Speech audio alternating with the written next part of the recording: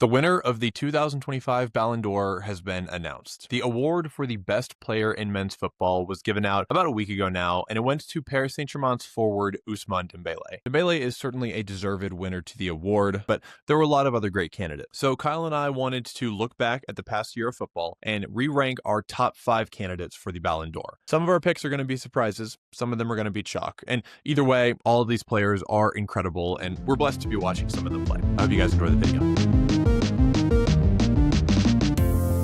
The Ballon d'Or was just awarded this year. It went to the French forward from Paris Saint-Germain named Ousmane Dembele. Is a very exciting winner. He was unranked last year, has had a career where he's gone, had a lot of negative press about him, was transferred to Barcelona for a huge transfer fee, was one of like the most expensive players in club football, was widely labeled a bust. There was all this stuff about him not having good work ethic and having injuries and whatever. He's kind of revitalized his career fully with PSG. PSG just had probably the most dominant season of any of the clubs in Europe, winning all the domestic trophies and the Champions League handily in the final. So, you know, it was a relatively unsurprising winner. But there's still a lot of narratives about the people below him, especially the guy who ended up getting second. And then, you know, kind of 3rd through 10. There were a lot of big names. And we're getting out of that, you know, when we were growing, through our adult life, it's been a lot of the Messi, Ronaldo, Ballon d'Or era. It's just like one of those two guys won the award every year. It was more about who would get third. At about 2020, we started to get some new names. Lewandowski should have won it in 2020. They may have given it to him honorarily or something. Benzema won it 2022. Messi got it again 2023. Like we've been slowly getting away from that era. And I think this is the first year where I really have noticed that. Like Messi, Ronaldo are not really to be seen in the top ranks of the award. And we're fully in this kind of new era. So, yeah, Kyle and I wanted to kind of talk about it and re-rank our top 5 for the Ballon d'Or. I won't kind of spoil, I won't try to spoil too much about where my top 5 go, because we'll get there. But yeah, Kyle, any kind of reflections? How much did you know about Ousmane Dembele before this season? And if your answer is nothing, I think that's reasonable and you're not alone. Before this season, it depends. So Matt made a video about Ousmane Dembele. So sorry, shout out. Thank you. And so that was my first introduction to him as a football player. And then to find out that he won the Ballon d'Or, it was pretty surprising given that video and how it sounded like he kind of was like this expected to be, you know, the next great player and then kind of floundered a little bit. To then find out that he won like basically what feels like the most coveted award that an individual can get in football. Yeah, it's not close. Yeah, it's the it's the NBA MVP, the NFL MVP. Yeah, it's that. Yeah, I think it feels, for me, it's closer to the NFL MVP. Kind of like we talked about in our last episode, how the NFL MVP almost always goes to a quarterback. It feels like the Ballon d'Or always goes to a striker. It's fair. At least a forward, like an attacking player. It's sure. Yep. It's pretty rare, and we'll get into this with some of the narratives with the guy who got 3rd this year. It's pretty rare for a midfielder, and especially rare for a defensive player.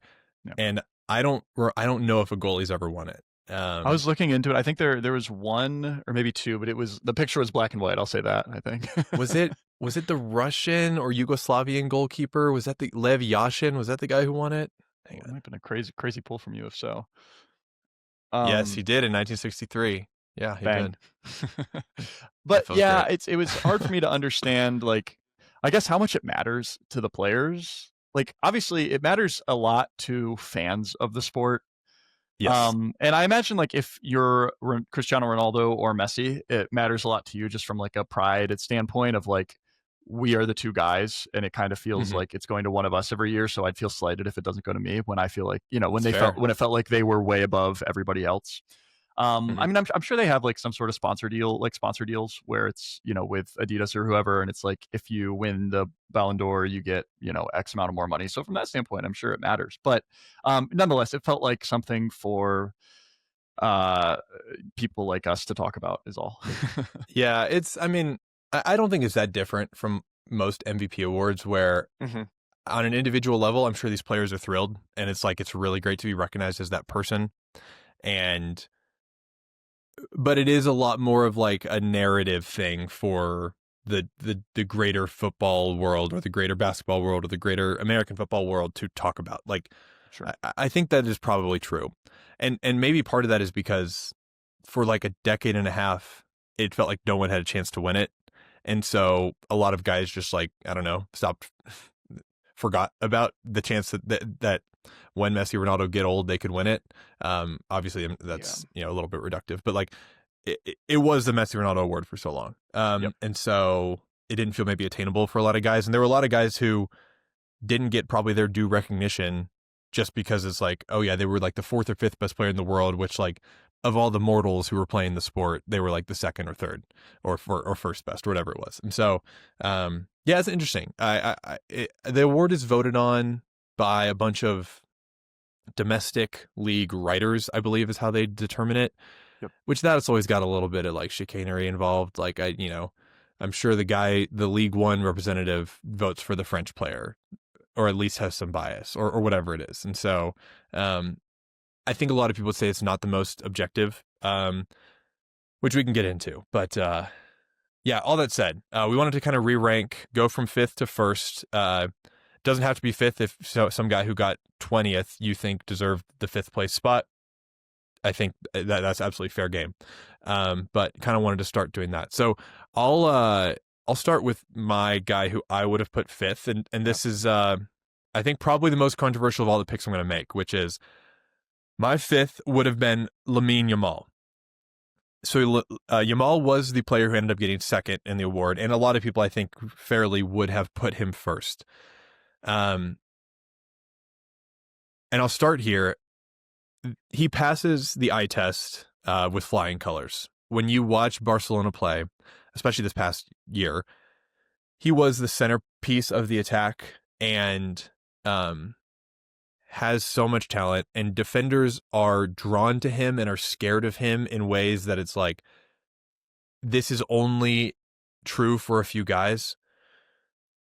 That said, I don't think his stats and actual performance lived up to it in the way that I think stats feeds a lot into the Ballon d'Or, and your performance in the most important tournaments feed into it. And he only scored 18 goals in the season. 9 of them were in the domestic league. He did have 25 assists, so that kind of adds up to 43 goal involvements, which is like a very significant amount, less than some of the guys that I'm going to talk about later. But I just don't think his resume stacked up. Not that it needs to be purely a resume award, but the other 4 guys that I put above him, in my opinion, also passed the eye test and had a better resume.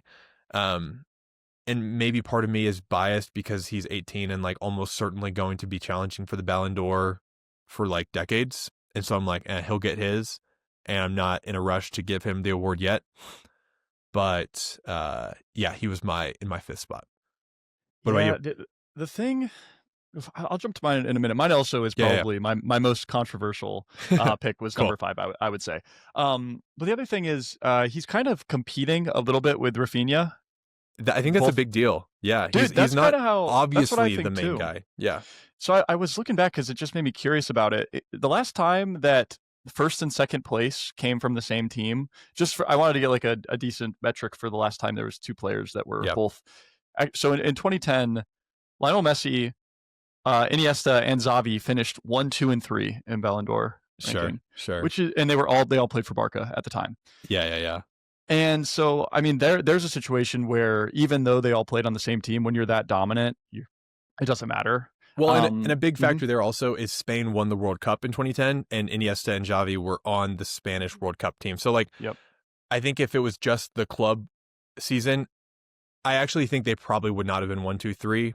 but Iniesta and Xavi were elevated because Yeah, they get a of shout out from the World yeah, Cup. Yeah. yeah, Yeah, you get the World Cup boost every 4 years is kind of how it 100%. I mean, feels. that's why Yeah, Messi yeah. won the last one, was because he was the Mhm. best player on the Argentina team. So yeah, it's a big Right, deal.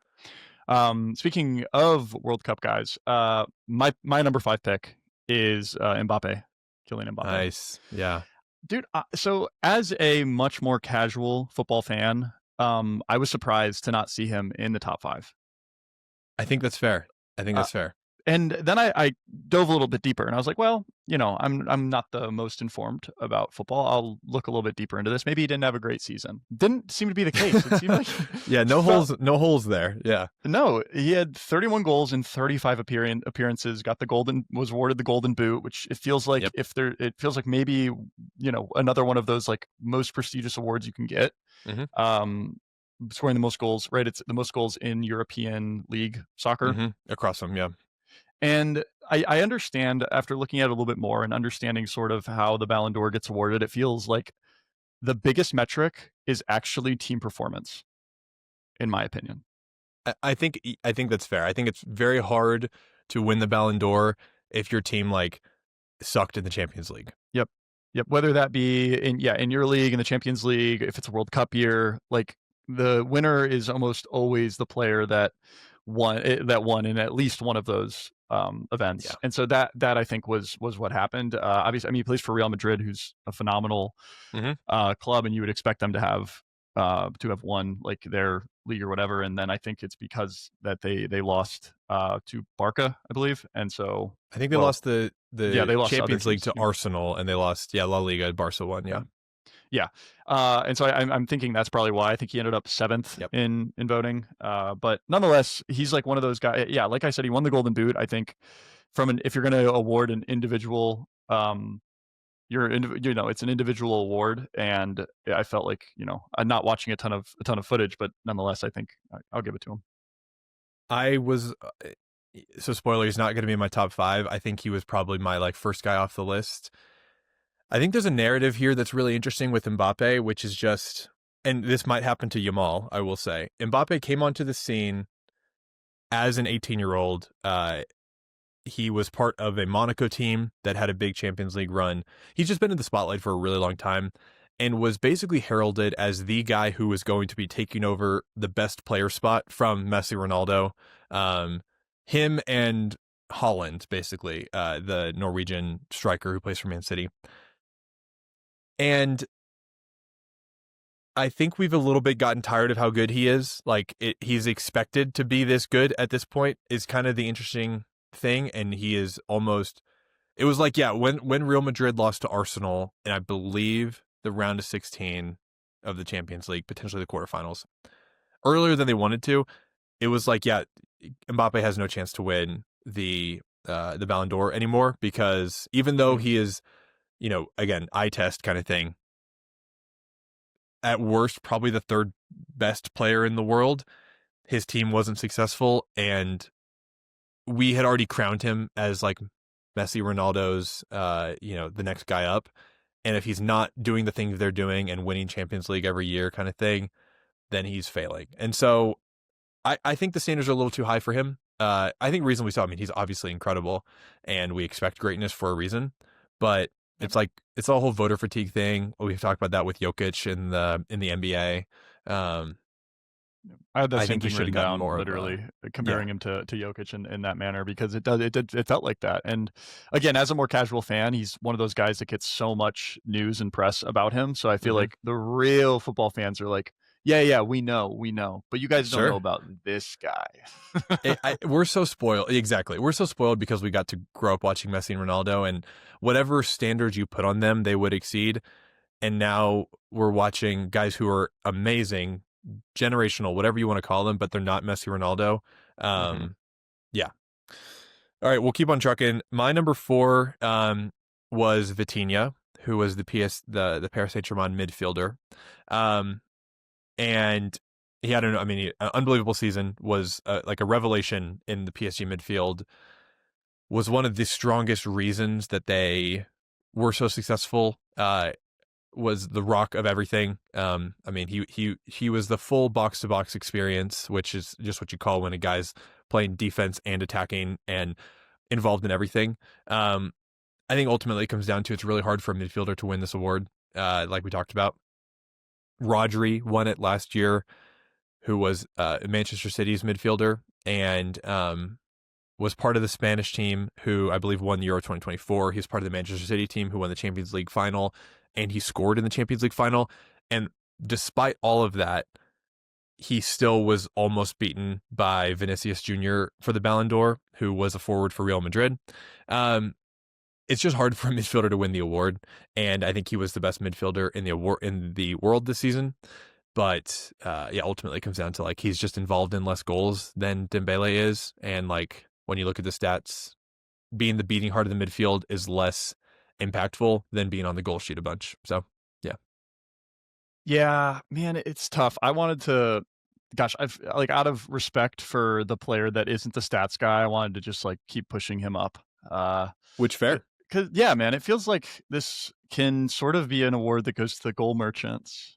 Uh, sure, yeah, and it feels like he's one of those players where like if you actually watch the games and you like from an eye test standpoint, you're like, wow, he's controlling so much of the game. I looked it up because I was curious, like what makes this guy so great. So I watched a little bit of footage of him, and then I peeped into some of the stats just from this season.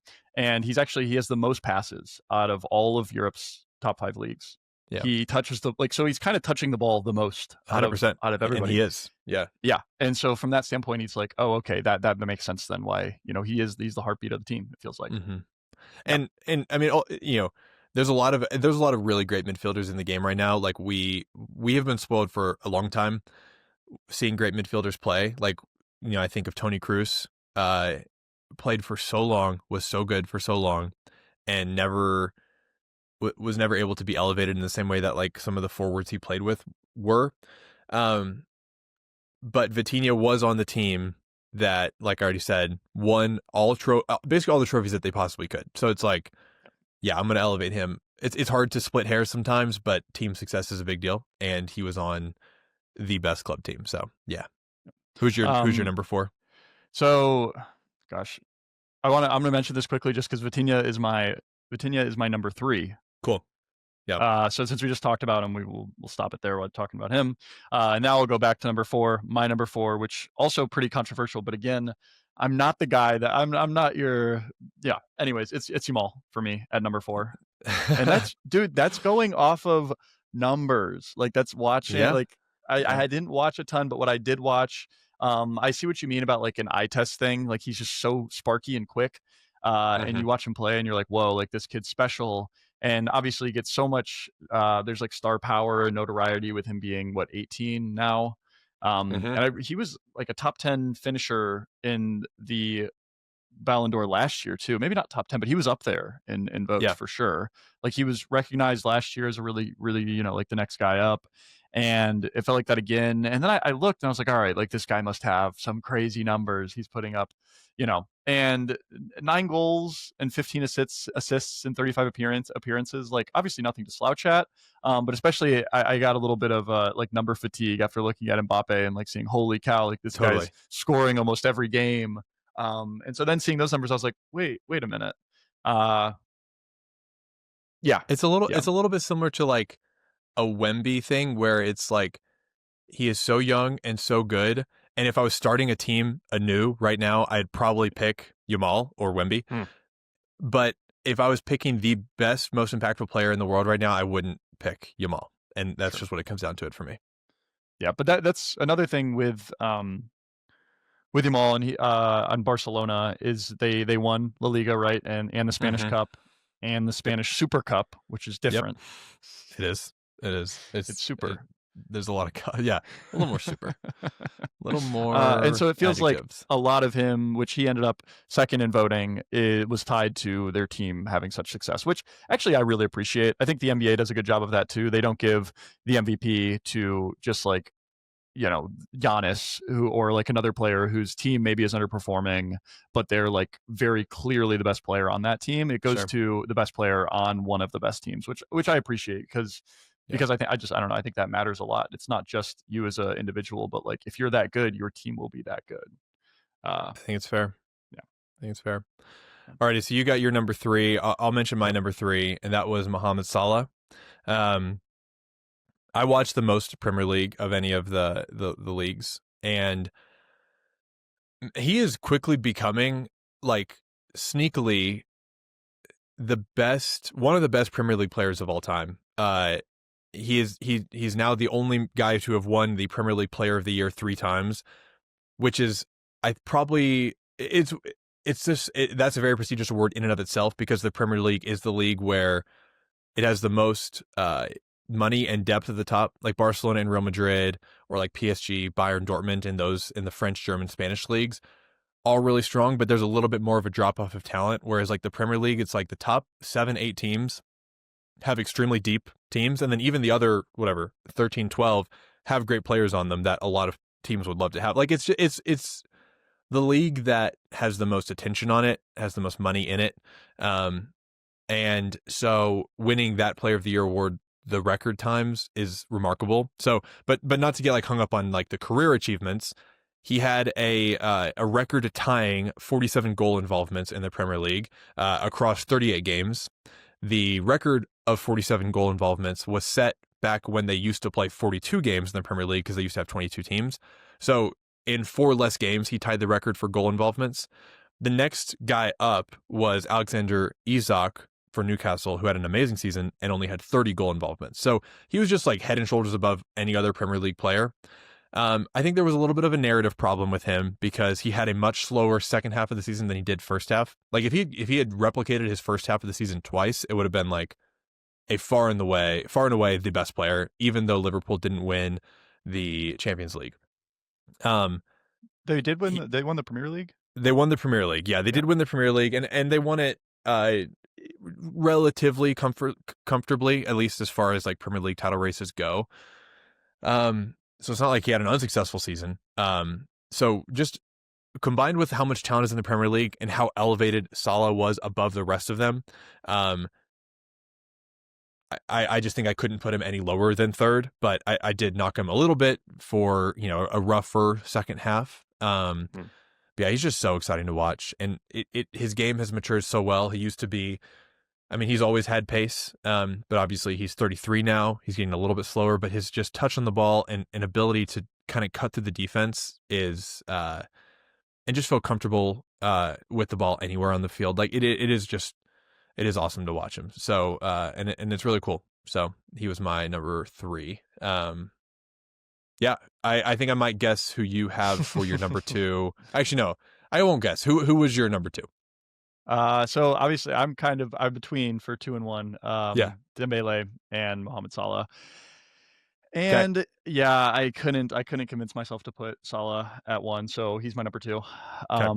And I think the most impressive things for me, I think you mentioned that he's 33 years old, which is really in football, it feels like a lot of players their prime hits younger than some American sports, Especially forwards, because the pace unless is so you're important. Messi or Cristiano Ronaldo, but otherwise it feels like which Ronaldo's finally hit that point now. What is he, like 40 or something? Don't let some people hear that. Some people still think he's the best in the world. They're still believers. There are some people are. Yeah.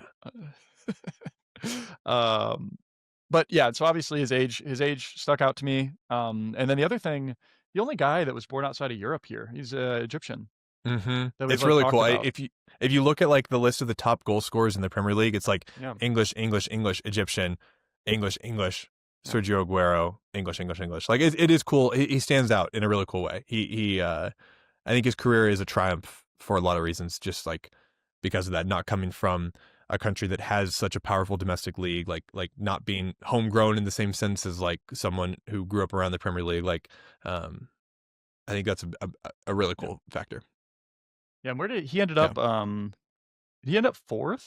I'm trying to. I think he got 4th. Yeah, he did. I think it was second was Rafinha, third was Vitinha, and then 4th was Salah. Yeah. And I'm not sure what his what his previous best season is, but this has to be right up there, which is cool to see that like later in his career. Yeah. Still putting up great numbers, but yeah. 100%. Okay. I'll let you go ahead, and I think you'll give a better rundown of what I imagine is. Well, no, you have to do your number 2. You have I do have to do my number 2. Right. So Yeah. my number 2 is Rafinha. Okay. who you snubbed. I'll say that. That's um, true. and this was really well. No, it wasn't just a numbers play. I was going to say it was just a numbers thing, but that's really not true at all. He had the full package for me as far as numbers and passing the eye test and narrative. Numbers side, he had 22 goal involvements in the Champions League. He was the top scorer in the Champions League. He was the player of the year in the La Liga in the domestic league. Um, he was so dangerous, involved in every goal, and yes, he was the forward, so it's like that's his job. But I just wise he had some extremely big moments throughout the year. He had like a last minute goal to beat Benfica in the Champions League. Was just an extremely dangerous player. Never felt like he was out of it. And then just narrative, he before this season, it was unclear whether Rafinha was even going to be a part of Barcelona. He was offered this huge contract to go to the Saudi Arabian League, and a contract bigger than his current Barcelona one. Barcelona got a new manager who basically was like, hey, I really want you as a big part of the attack. I have like a new role for you in mind. Previously, he was a winger, which just meant he attacked on kind of the corners of the attack. And this year, he basically played like right behind their striker Lewandowski, as like a center forward or like a false nine. He wasn't really a false nine, but really just like a center forward behind the striker, and basically just turned his career around almost. I mean, he was always a great player, but took a level up. And despite Lewandowski being having also an incredible season for his own right and being one of the best players, Rafinha was like eating the entire season. Within just like a few games of the season starting, he'd already scored a hat trick. He scored, I think, multiple hat tricks in the Champions League, or at least one that I remember right now against Bayern Munich, who is a tough team. And yeah, it was just dangerous the whole year. So I think he was Barcelona's best player over Yamal, and I think Barcelona was the second best team in Europe. So just like that equation right there, I was like, yeah, that's my number two. Yeah, okay. I feel like you went the Rafinha route. I went the Yamal route in terms of Totally. Barca's guy this year. He ended up finishing 5th in voting, so you had a pretty big I difference did. there. Yeah, I Yeah. pulled him up. I pulled him up from. I thought he got snubbed. Um, yeah, I we've kind of talked about a lot of the narratives, so we don't have to like go too long here. I think both of us have Ousmane Dembele as the rightful number one. Um, he was the best I- player in the Champions League and the best player in the domestic leagues. They won everything. And just narrative wise, we already talked about his individual career. I think a big factor here, PSG, ever since they basically got cash rich in the 2000s, have been a competitive club and have had unbelievable players play for them. Like the list of players who have played for PSG in the 2010s and 20s is remarkable. Messi had a stint for them, Mbappe, Ibrahimovic, Neymar. That's just off the top of my head. Like there are so many more. Cavani. Um, they have had an unbelievable amount of players come through, and Dembele is the first forward who has brought them to the Champions League. They have not won the Champions League until now. Um, so just like purely narrative, it's like he did something that a lot of great players couldn't do. Um, and it's not as simple as that, but I think that's a huge deal. And he has an individual narrative we talked about of like redeeming his career from like the depths of being made fun of and this kind of seen as a disappointment. Um, and then just like stats wise, yeah, he was, I mean, involved in so many goals. He had 14 goal involvements in the Champions League and 9 of those in the playoffs, which was 5 more than any other player on PSG, and probably the most in the Champions League playoffs. So it's like when it mattered most, he was doing a great job. So it's like he had everything, and I'm really happy he won. I think he's got a cool career story, and I'm excited to see how PSG do next year. I mean, they are everyone's got a target on they have the target on their back. Everyone is looking to them. Uh, Sweet. Yeah, as you said, my number one pick was Harry Kane. No. Hey, he had a great season. No, I know. Still doing it. Still doing it as an old geezer. No, my pick's also Dembele, and this one I appreciated that he won, mainly for the fact that he is the best player on the best team, is what it Yeah. felt like to me, and that's what I feel like the award should signify. And so yeah, I think there's some objection to be had that I've heard that like the Ballon d'Or is basically just like the Champions League MVP. mm-hmm. And I understand why, or the World Cup MVP if the World Cup's that year. I understand why that could be frustrating, but to me, I'm like, the Champions League is the place where the best clubs in the world compete to be the best club. Whoever's the best player in that, I think it's super reasonable to make them the Ballon d'Or. Yeah. Like I understand that it's kind of true that it's been reduced to that, but I don't think that's necessarily a bad thing. What do you think about that? I mean, no, I'm rocking with it. I think it is. It's not just the one tournament though, right? Like True. the problem is that it so happens that the team that wins the Champions League inevitably Yeah, also has a lot more success throughout the season. 100%. Yeah. So it ends up being that, but I don't think it should strictly be tied to because only that. There's more Yeah. to the whole year, even though it ends up being that. Yeah. I'll recap my five real quick. So in the fifth spot, I had Lamine Yamal, and then I had Vitinha for PSG, and number 4, Salah. Number 3, excuse me, number 2, Rafinha for Barcelona, and number 1, Ousmane Dembele. What about you? I'll give Rafinha my honorable mention. He'll land at my comfortable number 6 spot. Sure. Number 5, Kylian Mbappe. Number 4, Lamine Yamal. Number 3, Vitinha.